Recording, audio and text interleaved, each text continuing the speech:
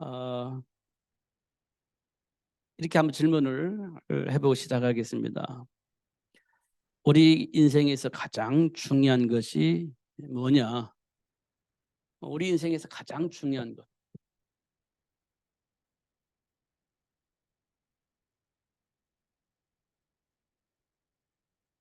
결국 이게 발견되어져야 삶 속에서 누릴 수 있습니다. 삶 현장을 정확하게 사실을 볼 수가 있게 되어집니다. 가장 중요한 게 뭐냐? 이게 따라서 사람들의 생각은 달라집니다.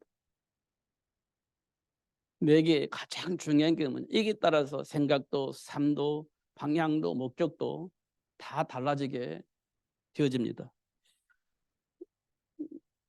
그래서 우리가요, 나의 삶이 어떻게 진행되어지고 있는가 이걸 확인할 수 있죠. 언제 확인할 수 있냐면 내게 가장 중요한 것이 무엇인지 확인되어질 때 이게 확인이 되어집니다. 하나님 우리에게 주신 메시지 가운데 우리에게 가장 중요하게 여길 것을 알려주고 있습니다. 가장 중요하게 여길 것. 그걸 알려주고 있습니다. 그래서 현장에 보면 성경을 보면요. 문제도 일어나고 사건도 일어납니다. 그리고 때때로는요. 하나님 주며 축복이 무엇인지 알게 하시고 그 복을 누릴 수 있도록 역사하시는 것도 확인할 수 있어요. 근데 우리는요. 문제만 보고 축복만 보는 겁니다. 그래서 우리는 축복 받기를 원하고 있고 저주와 재앙 같은 삶을 안 살기를 원합니다. 누구든지 이 땅에 사는 사람은요. 저주를 받는 걸 싫어해요. 재앙을 만나는 걸 싫어합니다. 누구든지 그렇습니다. 그리고 복 받는 걸 원해요. 누구든지 그렇죠. 복 받기를 원하죠. 복을 싫어하는 사람이 한 사람도 없습니다. 그럼 왜 나에게 저주 같은 재앙이 임하게 되어졌고 때때로는 그 복을 내가 왜 받았는지 그 이유를 알아야 되지 않겠습니까? 근데 하나님은 우리에게 복 받기를 원해요.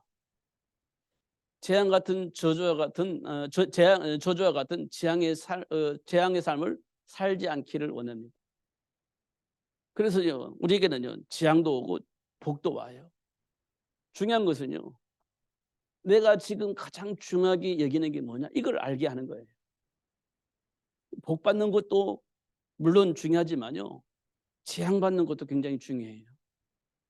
왜냐하면요 그 두 가지를 통해서 지금 내게 가장 중요한 것이 무엇인지를 알 수 있게 만드는 겁니다. 알 수 있게 만드는 거예요. 재앙이 왔을 때 내가 지금 뒤틀려 있는 생각과 삶을 살고 있는지 이걸 알게 되어지는 겁니다. 복을 받았을 때 하나님이 원하는 것이 무엇인지 비로소 알게 되어지는 겁니다. 그러면서 내게 주신 축복 가운데 가장 중요한 것이 뭐냐 이거를 알 수 있게 하는 겁니다. 성경에 보면 하나님께서 우리에게 약속을 하셨죠. 약속이 있는데요. 약속 가운데 굉장히 중요한 약속이 있어요. 정말 중요한 겁니다. 이게 어디에 효력하냐면 중요한 것인데요. 중요한 약속인데 이게 어디에 있냐면 삶의 현장에서 일어나는 일들이에요. 그래서 중요한 거예요. 삶의 현장에서 이루어지는 일들이 중요합니다. 그래서요. 하나님께서 우리에게 뭐라고 말씀하셨냐면 천대까지 뭘 준다고? 복을 주신다. 이렇게 되어 있습니다. 천대까지 복. 그런데 또 한 가지 약속이 있습니다. 3, 4대까지 저주를 만난다. 이렇게 되어 있습니다. 3, 4대까지 저주가 온다. 이렇게 되어 있어요. 이게 하나님의 약속입니다. 정말 중요한 거죠. 이게 어디서 일어나느냐면 삶 속에서 일어나는 일들이에요. 삶 속에서. 우리 자녀가요. 우리 후손들이 천대까지 복을 받는 너무너무 중요한 일이잖아요. 그리고 우리 후손 3, 4대가 망한다. 이거 정말 중요한 얘기잖아요. 정말 중요한 일이잖아요. 근데 이 약속 중에 정말 중요한 건 뭐냐면 하나님과 함께하는 겁니다. 하나님과 함께하는 삶을 말해주고 있어요. 그건 뭐냐면 천대까지 복을 받을 수 있고 3, 4대까지 저주를 받을 수 있어요. 하나님과 함께 삶을 통해서 이게 확인되어지는 겁니다. 이 사건이 벌어진 것입니다. 이게 무슨 사건이죠? 그게 창세기 3장 사건이에요. 이건 뭐냐면 불신앙입니다. 이래서 무엇이 오냐면 저주가 시작이 되어 있는 겁니다. 축복이 없어지고 저주가 시작되어진 거예요. 이게 창세기 3장 문제예요. 그래서 우리는 문제 생기면 그거 창세기 3장 문제라고 얘기를 하는 겁니다. 이 말은 하나님께서 약속하신 복이 단절되어지고 저주와 같은 재앙이 내게 오고 있다는 거예요. 그게 창세기 3장 문제예요. 우리는 쉽게 창세기 3장 문제 이 말은 하나님께로부터 약속된 축복이 끊어졌다는 거예요. 그럼 뭐가 온다는 거예요? 저주가 온다는 거예요. 그게 창세기 3장 문제예요. 우리가 문제가 일어날 때마다 우리 창세기 3장 문제 얘기하지 않습니까?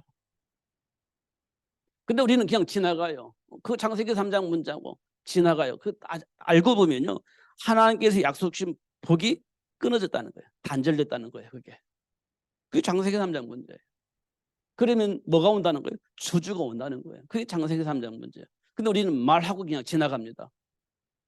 근데 알고 보면 그 굉장히 큰 의미가 있는 얘기예요. 알고 보면. 그죠? 3, 4대가 망하는 문제가 지금 내게 와 있는 거예요. 천대까지 복을 받을 수 있는 그 복이 없어져 버린 겁니다. 그게 창세기 3장 문제거든요.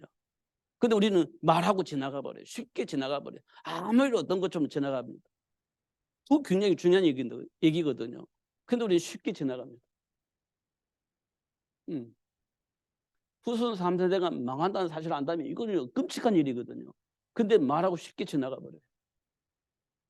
정말 쉽게 지나가 버립니다. 천대까지 받을 복을 내가 놓쳐버렸어요. 그럼 너무 어마어마한 사건이잖아요. 그런데 쉽게 넘어가는 겁니다. 그게 창세기 3장 문제예요. 이게 하나님의 말씀을 향한 불신앙입니다. 그러면 우리는 또 무엇으로 포장하느냐? 그게 창세기 6장입니다. 이게 뭐냐? 성공하면 되지. 괜찮아. 성공하면 돼. 이렇게 생각을 하는 겁니다. 3, 4대 망한다고? 괜찮아. 성공하면 돼. 이게 지금 우리 안에 있는 거예요. 성공하면 되지. 보란 듯이 성공하면 되는 거야. 이렇게 해서 하나님과 함께하는 삶을 살지 않게 만드는 겁니다. 성공하면 되잖아요. 이렇게 생각을 하게 만드는 겁니다. 그러니까 하나님과 함께 삶을 살지 않아도 된다라고 생각을 하는 거예요. 그게 창세기 6장 내피는 문화입니다.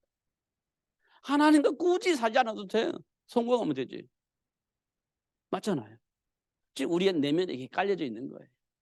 그러니까 막 열심히 신앙생활을 하다가 시험 들면 안 나와. 안 나와도 돼. 성공하면 되는 거니까. 보란 듯이 살면 돼. 굳이 예수 안 믿어도 돼. 이런 생각을 하니까요. 교회 다니다가 시험 들면 안 나오는 거예요. 그게 창세기 6장입니다. 창세기 6장이에요. 잘 확인해 보면 그렇습니다. 내면에 깔려져 있는 거예요. 무의식에 깔려 있는 겁니다. 그래서 실컷 예수 믿다가 시험 들잖아요. 그런 일입니다. 그러면 괜찮나요? 그렇지 않아요.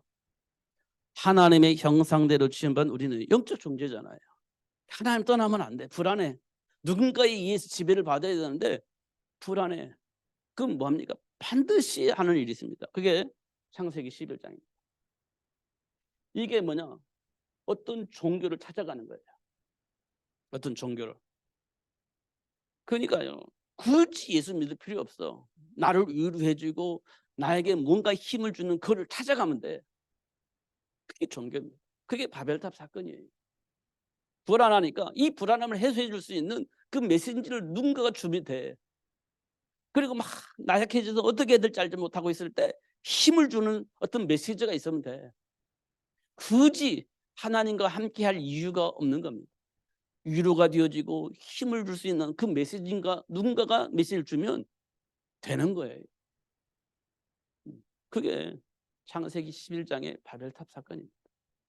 지금 내가 너무 힘들잖아요. 근데 막 힘을 주는 어떤 메시지가 있어요. 그럼 찾아가는 거죠. 찾아가는 겁니다. 그게 바벨탑 사건이에요. 불안합니다. 근데 그 불안함을 해소할 수 있는 뭔 답을 주는 어떤 메시지가 있어요. 그럼 찾아가는 거예요. 그렇잖아요. 그게 창세기 11장 사건이에요. 바벨탑 사건. 우리 삶 속에서 일어나는 일들이에요. 전부 다 하나님과 함께하는 삶과 굉장히 밀접해져 있어요. 굉장히 밀접합니다. 그런데요, 이렇게 하나님이 요구하는데 우리는 자꾸 거부하는 겁니다. 거부해요. 나름대로의 삶의 기준이 있는 겁니다. 이걸 우리는 뭐라고 말하냐? 철학이라고 얘기합니다. 이걸 골로새서 2장 8절에 사도 바울이 얘기를 했죠. 나름대로의 삶의 철학이 있는 거예요. 그러면서 말씀을 거부하게 되어지는 거죠. 이렇게 사도 바울은 얘기를 하고 있는 겁니다. 중요한 것은 하나님 우리에게 약속하신 이 약속의 말씀이 사실로 믿어지느냐, 아니면 종교적인 색깔을 가지고 그냥 믿느냐, 이게 중요한 겁니다. 대부분은요, 종교적인 생활을 하는 겁니다. 말씀 안에서 종교적인 생활을 하는 거예요. 결국 이 말씀을 가지고 올바로 사느냐 안 사느냐 이거예요. 윤리적으로 도덕적으로 선하게 사느냐 그렇지 않느냐 이것만 가지고 보는 겁니다. 배경은 중요하지 않아요. 예수 믿는 사람으로서 착하게 사느냐 아니면 못되게 사느냐 이거 보는 거예요. 윤리적으로 깨끗하게 사느냐 더럽게 사느냐 이거 보는 겁니다. 이것 가지고 우리는 판단하는 거거든요. 그러니까 그 사람의 배경 속에 누가 있느냐가 중요한 게 아니에요. 그 사람이 윤리적으로 도덕적으로 깨끗하게 사느냐 더럽게 사느냐, 착하게 사느냐 그렇지 않게 사느냐 이것 가지고 보는 거예요. 그 사람 배후에 누가 있다는 거 중요하지 않아요. 결과만 가지고 보는 거니까. 근데요, 하나님이 약속하신 말씀을 통해서 보면 우리를 속이는 자가 있어요. 하나님의 말씀을 왜곡하는 자가 있어요. 배경이 그렇다는 말이에요. 그래서 약속의 말씀을 통해서 사단이 우리를 어떻게 하나님의 말씀을 왜곡하고 우리를 어떻게 속이고 있는지 그것을 알게 하시려고 말씀을 주신 거거든요. 그 말씀을 통해서 사단이 말씀을 불신앙하게 만들려고 유혹하고 있는지 왜곡하고 있는지 이거 볼 수가 있는 거죠. 말씀을 통해서. 그럼 그 사람이 속아요. 그럼 왜 속았어요? 그 배경에 속이는 자가 있기 때문에 속는 거예요. 결과를 통해서 마귀에게 속았다 이게 보는 거예요. 마귀에게 속았구나 이게 보여져야 되는 겁니다. 그래야 혈과 육의 싸움을 하지 않고 영적 싸움을 할 수 있게 되어지는 겁니다. 그때부터요 하나님 나라가 회복되어지는 겁니다. 그때부터 하나님 나라가 회복되어져. 인간의 배경이 있어요. 배경이. 그러니까요. 그 약속의 말씀을 내가 딱 갖고 있지 않으면 그 인간의 배경을 몰라요. 드러난 것만 가지고 얘기를 하는 거예요. 드러난 것만 가지고. 그러니까요. 천대의 복을 받아야 할 사람이 천대의 복을 못 받아. 후손 3세대에게 망할 저주가 있는데 그 몰라. 저주를 받아요. 이런 일들이 벌어지고 있는 겁니다. 배경을 알아야 돼요. 배경을. 그러니까 사람들이 자꾸 이제 위기가 오니까 창세기 3장, 6장, 11장 현장으로 빠져버리는 겁니다. 그게요. 내 인생의 삶의 기준에 있는 거예요. 이걸 우리가 꼭 확인을 해야 됩니다. 확인을 하려고 하니 말씀을 잡아요. 말씀을 붙잡아요. 말씀을. 이게 굉장히 중요한 겁니다. 그럼 나에게 가장 중요한 게 뭐냐? 이 삶 속에서 일어나는 일들입니다. 하나님이 우리를 어떻게 창조하셨냐면 하나님의 형상대로 창조하셨습니다. 하나님의 형상대로 창조하셨죠. 이 말은 뭘 의미하느냐면 우리 인생의 가장 중요한 것은요. 하나님과 함께하는 겁니다. 이게 우리 인생의 가장 중요한 거예요. 하나님과 함께하는 거예요. 그래서 하나님께서 우리에게 뭘 주셨어요? 언약을 주셨어요. 하나님과 함께 삶을 누릴 수 있도록 언약을 주신 거예요. 선악계 먹지 마. 먹으면 죽는다. 이 말씀을 주신 거예요. 그런데 선악과 먹잖아요. 근데 하나님 찾아온 얘기다. 뭘 주셨죠? 여자의 후손을 약속하십니다. 왜 그러죠? 하나님과 함께하는 삶을 누릴 수 있도록 하기 위해서 여자의 후손을 약속하신 거예요. 하나님과 함께하는 삶이 중요한 거예요. 그래서 하나님께서 출애굽기 3장 18절에 보니까 뭘 주죠? 희생제물 연의 피. 이 뭐입니까? 하나님과 함께하는 거예요. 하나님과 함께하는 거예요. 근데 우리는 뭐 하냐? 이게 율법으로 보는 겁니다. 지켰냐 안 지켰냐. 중요한 건 하나님과 함께하는 거 이거 놓치고 함께 이거 먹었냐 안 먹었냐 이것만 가지고 보는 거예요. 먹었냐 안 먹었냐 이것 가지고 따지는 거예요. 그러면 창세기 3장 15절은 뭐예요? 하나님 우리에게 주신 복음이거든요. 근데 이거를 우리는요 생각지 않아요. 여자의 후손 생각하지 않습니다. 왜 여자의 후손을 보내주셨는지 이거 생각하지 않아요. 많은 기독교들이 이거 놓치고 있습니다. 먹었냐 안 먹었냐 이것만 따져요. 이거 생각하지 않습니다. 생각하지 않아요. 그럼 이제 우리는 이것 건너뛰어서 우리 뭐 하냐? 이제 희생제물 피제사만 또 얘기하는 겁니다. 피제사를 드렸냐 안 드렸냐 이것만 가지고 따지는 거예요. 먹었냐 안 먹었냐 피제사를 드렸냐 안 드렸냐 이거 가지고 따지는 거예요. 중요한 건 하나님이 여자의 후손을 왜 보내주시겠다고 약속하셨는지 이건 또 생각하지 않아요. 먹었냐 안 먹었냐 피제사를 드렸냐 안 드렸냐 이거 따지는 겁니다. 이게요 바리새인들이 가지고 있는 율법주입니다. 하나님과 함께하는 것 이거 놓치고 먹었냐 피제사를 드렸냐 안 드렸냐 이것만 가지고 따지는 거예요. 하나님 우리를 하나님의 형상으로 찾아오셔서 하나님과 함께 축복을 누리게 하시려고 복을 주셨는데 했느냐 안 했느냐 이렇게만 따지는 거예요. 그러니까 하나님께서 반복합니다. 반복하죠. 이 말은 뭐냐면 하나님과 함께하는 삶을 누릴 수 있도록 강의시키는 겁니다. 반복하는 것은 하나님과 함께하는 삶을 내 안에 각인시키는 거예요. 반복합니다. 계속해서 반복해요. 알 수 있도록. 그게 뭡니까? 노예, 포로, 속국. 계속 반복해서 하나님과 함께하는 축복을 알 수 있도록 그렇게 훈련시키는 겁니다. 그래서 각인시켜주는 거예요. 그게 이겁니다. 확인해 보세요. 이렇게 흘러가고 있어 성경은. 절대 이렇게 흘러가고 있는 겁니다. 근데 이게 놓치면 어떤 일이 벌어지냐? 또 문제와 사건이 계속 터져요. 지금 우리 삶 속에서 자꾸 문제 터지잖아요.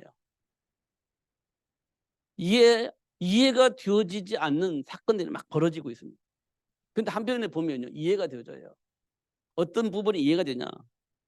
내 안에 참을 수 없는 내 안에 있는 감정으로 넘어설 수 없는 그 많은 그 무언가가 우리 안에 있는 거예요. 한계를 넘어설 수 없는 그 무언가 내 안에 있는 거예요. 한편으로 보면 이해가 되어집니다. 얼마나 깊은 상처가 있길래 그 한계를 뛰어넘을 수 없는 그 무언가가 있기에 그런 짓을 했을까 보면 이해가 되어집니다. 보면은 잘했다는 말이 아니고 그 사람의 과거에 살펴보면 이해가 되는 부분이 있어요. 그게 이제 상처입니다. 성장하지 못한 부분, 인격이 성장하지 못한 부분이 있죠. 그러니까 내 안에 있는 주어진 이것을 분별하여서 넘어설 수 있는 힘을 내가 공급받지 못한 겁니다. 그러면 그럴 수 있는 거예요. 인간적으로 보면. 그런데 그 배후에는 악한 사탄이 있는 겁니다. 그 배후에 악한 사단이 있어요. 죽음의 권세를 가지고 있는 악한 사단이 있는 겁니다. 그러니까요. 한계를 뛰어넘지 못한 그 무엇을 이용해서 사람을 죽일 수 있게 만들어버린 거죠. 사람들은 이해할 수 없는 부분이지만 그게 악한 사단이 있는 거예요. 가인이 아벨을 돌로 쳐 죽였잖아요. 그 악한 영이 있는 거예요. 그 배후에 사탄이 있는 겁니다. 근데요, 왜 이런 일이 벌어지냐? 그리스도 안에 있는 생명 복음이 증거되지 않기 때문에 그래요. 이 어마어마한 교회들이 있는데요. 그런데도요, 이 복음이 증거되지 않기 때문에 현장에서는 그 많은 사건들이 일어나고 있는 거예요. 근데 우리 예수 믿는 사람들이요, 어디에 목적이 있냐? 잘 먹고 잘 사는 데 목적이 있어요. 다시 말하면 성공하는 데 목적이 있는 겁니다. 그러면 우리가요, 메시지 들을 때 무슨 메시지 들을 때 좋을까요? 내가 성공할 수 있는 그 길을 알려주면 정말 좋아요. 내가 힘들어 죽겠는데 위로할 수 있는 메시지를 받으면 너무너무 좋은 거죠. 그게 끝입니다. 그게 전부예요. 그러면 그 교회는 미어터질 거래요. 상담하는 사람 미어터지게 올 겁니다. 그렇죠. 그럴 수밖에 없겠죠. 어. 그런데요, 이 세상은 망하고 있는 거예요. 이 세상 망하고 있는 겁니다. 문제가 사건들이 계속 벌어지잖아요. 감당이 안 될 겁니다. 이제 우리가 빨리 사인을 받아야 돼요. 왜 이스라엘 백성 노예가 됐을까? 왜 이스라엘 백성들이 포로로 잡혀갔을까? 왜 이스라엘 백성들은 로마의 속국이 되어졌을까? 이 사람들 배경에 보면 하나님 주신 언약이 없었어요. 노예가 됐을 땐 기근 만나가지고요, 어떻게 해야 될지 알지 못하고 있을 때 애굽으로 오잖아요. 근데 요셉이 없어지니까 당장 노예가 되잖아요. 지금 당장은 먹을 것이 생겨서 좋았는데 요셉이 없어지니까 당장 노예가 되어버립니다. 지금 우리가 삶의 현장 속에 있는 문제들이 해결되지면 너무 좋은데 그걸로 인해서 우리가 하나님과 관계가 없는 삶을 살게 된다면 노예가 되지는 거예요. 어쩔 수가 없는 겁니다. 힘이 없으면 장악되어지죠. 그게 포로입니다. 힘이 없으면 장악돼요. 시키는 대로 할 수밖에 없잖아요. 그게 포로입니다. 예수 믿는 사람이 힘이 없으면요, 불신자들이 시키는 대로 해야 돼요. 그게 포로입니다. 노예입니다. 그게 포로예요. 그 더 이상 어떻게 아무것도 할 수가 없으면 속국이 되는 거죠. 시키는 거 안 할 거예요. 아무것도 할 수가 없어요. 그러니까요, 결국은 예수 믿지만 그만 예수 안 믿어야 돼요. 교회 파괴시키면 파괴된다 당해야 돼요.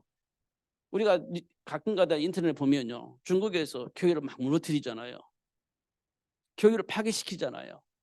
그 전도하는 사람 잡아다 죽이잖아요. 그게 중국에서 일어난 사건들입니다. 왜냐하면 불신자가 현장을 장악하니까. 신자들이 아무런 힘이 없어요. 그러면 당하는 거예요. 그렇게. 그런 걸 통해서 볼 때 우리가 빨리 뭐가 필요하냐 느낄 때 이 그리스도 안에 힘과 능력을 누릴 수 있는 시스템이 필요한 거예요. 근데 이미 다 장악되어져 있기 때문에 안 된다라고 우리는 포기를 하는 겁니다. 잘 확인해 보세요. 성경에 보면 다 그렇게 되어 있습니다. 그런데 하나님께서 뭐 했냐? 뭐 했죠? 그래서 하나님께서 뭐라고 그랬냐면 남겨진 자가 있다는 거예요. 남겨진 자. 망한 것 같은데 더 이상 할 수 없을 것처럼 포기할 수밖에 없는 상황이 됐는데 하나님은 이렇게 남겨놓으셨다 이렇게 얘기를 하는 거예요. 남겨놓으셨다. 결국 하나님의 일은 누구도 못 말리는 겁니다. 말릴 수가 없어요. 하나님이 하시는 일은. 누구를 통해서 보냐? 이걸 보고 우리는 렘넌트라고 하죠. 그래서 하나님은 모세를 준비했어요. 준비했잖아요. 출애굽 때문에 준비한 거예요. 모세를 가만히 있으면 애굽의 왕이 될 수 있어요. 근데 그 길은 잘못된 길이에요. 그게 잘못된 길이에요. 출애굽을 위해서 준비된 모세는요, 왕이 되면 안 돼요. 왕의 길을 선택을 하면 안 돼요. 그래서 하나님은 모세를요, 애굽에 있지 않게 했어요. 결국 어디로 도망가냐? 도망가잖아요, 가나안 땅으로. 도망갔어요. 그래서 하나님께서 출애굽을 위해서 80세 불러서 출애굽을 하게 하셨죠. 그게 하나님이 준비한 모세예요. 렘넌트. 과연 할 수 있을까 싶은데 뒤어지게 하는 겁니다. 이게 렘넌트입니다. 안 될 것 같은데 뒤어지는 겁니다. 하나님께로부터 준비된 모세, 렘넌트입니다. 사무엘은 뭐 했죠? 안 될 것 같은데요. 사무엘을 통해서 미스바 운동이 일어납니다. 이게 뭐냐? 전도, 복음 운동입니다. 사무엘이 한 미스바 운동. 사무엘 위에는 엘리 제사장이 있었어요. 엘리 제사장은 하나님과 소통이 전혀 안 되는 그런 사람이었습니다. 하나님의 말씀을 들을 수도 없고 전달하지도 못하는 그런 교회였습니다. 그런 목회자였습니다. 그래서 그 이스라엘 백성은 전부 다 우상을 가지고 있어요. 신자들이 전부 다 우상 가지고 있어요. 교회 다니는 사람이 전부 다 우상 가지고 있었어요. 하나님의 음성을 듣지 못하니까 뭔가 잡고 있어야 되는 겁니다. 그래서 우상을 다 가지고 있었던 겁니다. 이때 하나님께로부터 부름받은 사무엘은요, 하나님과 소통하면서 하나님의 말씀이 전달되어지면서 이스라엘 백성들이 해방을 받게 되어지고 우상을 가지고 있던 걸 또 다 가질 필요가 없게 되어진 겁니다. 우상을 가질 필요가 없어요. 뭔가 의지할 수 있는 그게 필요 없어요. 왜냐? 하나님의 배경을 알게 되어지면 내가 의지할 수 있는 그 의지가 사실 필요치 않은 거예요. 그래서 사무엘을 통해서 발생한 미스바 운동을 통해서 이스라엘 백성들이 비로소 자기가 의지하고 있었던 그런 것도 다 내려오는 거예요. 의지했던 그걸 다 내려오는 거예요. 하나님과의 배경 속에서 회복되어지니까 자기가 자기 인생 속에 의지하고 있던 그 모든 걸 다 내려오는 거예요. 그게 미스바 운동입니다. 그렇잖아요. 그 사무엘이 어떻게 준비했느냐? 한나를 통해서 준비됐어요. 한나를 통해. 그게 준비된 렘넌트예요. 준비된 렘넌트. 그러면 하나님께서 우리에게 렘넌트 운동을 하라고 하잖아요. 그게 지금 우리에게 주어진 축복이에요. 그게 생육의 복입니다. 이 복은 누구를 통해서 나오냐? 부모를 통해서 나와요. 이게 세계 복음화를 위한 준비된 복이에요. 근데 요즘 뉴스를 보면 무슨 뉴스가 많이 나와요? 차별금지법이라는 걸 만들어 놔요. 그 차별금지법의 가장 핵심적인 게 뭐냐면 남자와 여자를 통해서 세계를 복음화할 수 있는 렘넌트 운동을 하지 못하게 하는 법이에요. 사실은. 그거 누가 방해했습니까? 방해 안 했죠. 그것까지 방해는 할 수가 없잖아요. 그런데 그게 자꾸 무너지게 하는 방법이 뭐냐? 자기가 사랑하는 사람끼리 살면 돼요. 이게 이제 가장 중요한 거거든요. 사랑하는 사람끼리 사는 거예요. 남자와 여자가 결혼해 사는 것도 사랑하는 사람끼리 사는 거예요. 그 남자와 남자끼리 결혼하는 것도 사랑하니까, 여자와 여자끼리 결혼도 사랑하니까 이렇게 되는 겁니다. 렘넌트는 없어요. 중요한 건 렘넌트가 없어요. 세계를 복음하기 위한 렘넌트를 준비하라고 하는 건 그건 내 머릿속에 없어요. 중요한 건 사랑하는 사람과 사는 거예요. 남자든 여자든 상관없어. 사랑하는 사람끼리 살면 되는 거예요. 소통이 되어진 사람끼리 사는 거예요. 그게 목적이거든요. 그러면 어디에 목적을 무엇이 빠지냐면 하나님이 세계를 복음하기 위해서 세계를 복음할 수 있는 제자를 만들어내는 거, 이거 머릿속에서 사라지게 됩니다. 사랑하는 사람끼리 사는 거예요. 남자든 여자든 그게 중요하지 않고 사랑하는 사람끼리 사는 거예요. 하나님 원하는 세계복음화를 위한 제자 만드는 데 목적이 없어요. 그게 차별금지법. 사실 알고 보면. 하나님을 얼마만큼 대적을 하는 일인지 확인할 수 있어요. 그것이 지금 우리 삶 속에 공공연하게 말해지고 있고 거기에 공감하는 사람이 숫자가 많아졌어요. 더 많아지면 어떤 일이 벌어지냐? 그것이 법으로 정해질 수 있는 가능성이 많아져요. 많아지면 그게 법으로 정해져요. 그는 오직 예수 세계복음을 위해서 이거 말하면 좀 이상한 사람 되는 거예요. 그런 상황이 올 수 있는 시간표가 오는 것 같습니다. 우리가 힘내지 않으면 그 법 통과될 겁니다. 어느 날. 근데 교회가요. 평등을 말하면서 인권을 말하면서 이걸 주장하는 사람들이 많아졌어요. 교회도. 좀 이상하죠? 그 사람들은 성경을 안 보나? 이런 생각이 듭니다. 근데 신앙적으로 막 논리적으로 말합니다. 근데 하나님이 원하는 거 교묘하게 빠뜨리고 성경을 원하는 거예요. 바리새인들처럼 성경을 말하면 하나님의 소원을 싹 빼는 거예요. 하나님 원하는 중심을 싹 빼는 겁니다. 요즘 신학자들이 그런 신학자들이 나오는 것 같아요. 그러면 세상이요 굉장히 혼란해지는 겁니다. 그러면 어느 날 어떤 일이 벌어질까? 마가다라의 성도들처럼 또 준비된 사람들이 일어나게 될 겁니다. 하나님은 절대로 실패하거나 망하지 않습니다. 누군가를 동원해서라도 하나님 원하는 일을 해요. 정말 중요한 겁니다. 이거. 그래서 그리스도를 아는 것이 굉장히 중요한 거예요. 신앙생활 잘하냐 믿음이 좋냐 그 중요한 게 아니에요. 그리스도를 아는 것이 중요한 겁니다. 그러면 다 보일 겁니다. 여러분 삶 속에서. 그러면요 우리가요 하나님이 원하는 그 일 때문에 기꺼이 헌신하게 되는 거예요. 그때 비로소 이제 헌신이라는 단어가 내 안에서 나오는 거예요. 그때 비로소 헌신이 나오는 거예요. 근데 그거 하려고 하는데 막 걸림돌이 있어. 걸림돌이 생깁니다. 그게 뭐냐면 나도 모르게 내 안에 있는 삶의 기준이 있는 거예요. 나도 모르게 내 안에 있는 삶의 기준이 있어요.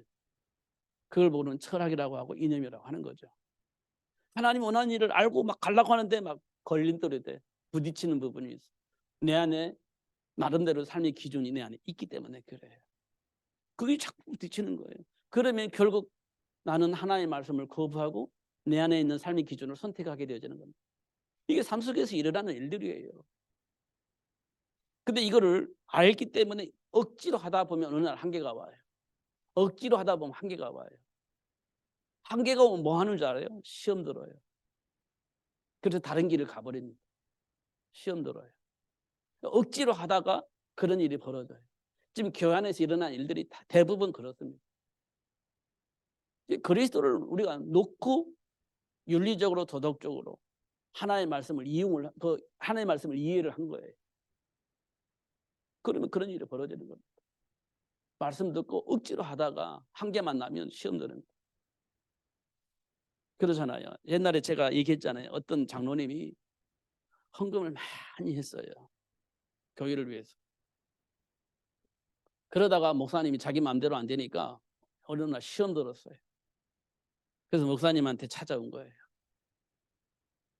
목사님한테 찾아왔어요. 뭐라고 했냐? 내가 지금까지 교회에 드렸던 헌금 다 돌려주세요. 이렇게 된 겁니다. 그럼 어떻게 되겠어요? 곤란하지 않습니까? 그거. 근데 이제 교회는 장부가 있잖아요. 언제 얼마 이렇게 드린 거 있잖아요. 다 찾아서 이제 돌려줘야 돼. 그렇지 않으면 또 막 이상한 법적으로 또 막 이게 할 것이니까. 교회가 그러면 되겠습니까? 그런 일이 벌어지는 억지로 하다 보면 그런 일이 벌어지는 거예요. 시험 드는 거예요. 그리스도를 모르면 이게 답이 없어요. 그래서 그리스도라는 건 굉장히 중요한 일이에요. 현장을 보면 정말 중요한 일입니다. 제가 오늘 요즘 현장을 보면 참 답이 없구나 이런 생각이 듭니다. 옛날에는 교회가요 말을 하지 않았습니다. 근데 요즘에는 또 목사님들이 나와가지고 또 말을 하긴 하는데 참 답답합니다. 사실은. 그런데요 하나님은 이 그리스도를 아는 자들을 통해서 세상을 바꾸려고 준비를 하고 계시는 겁니다. 자꾸 저는 무슨 생각이 드냐면 두세 사람이 예수 이름으로 모일 때 예수님이 함께 하신다. 이 말이 굉장히 중요한 답이구나 하는 걸 확인했어요.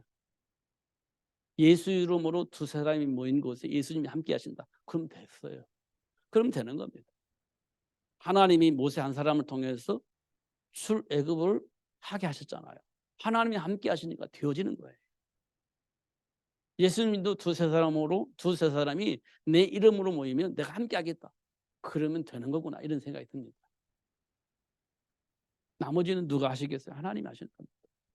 이삭에게 100배 복? 그럼 됐지. 여러분 한 사람이 100배 복을 받으면 100사람의 일을 할 수 있는 겁니다.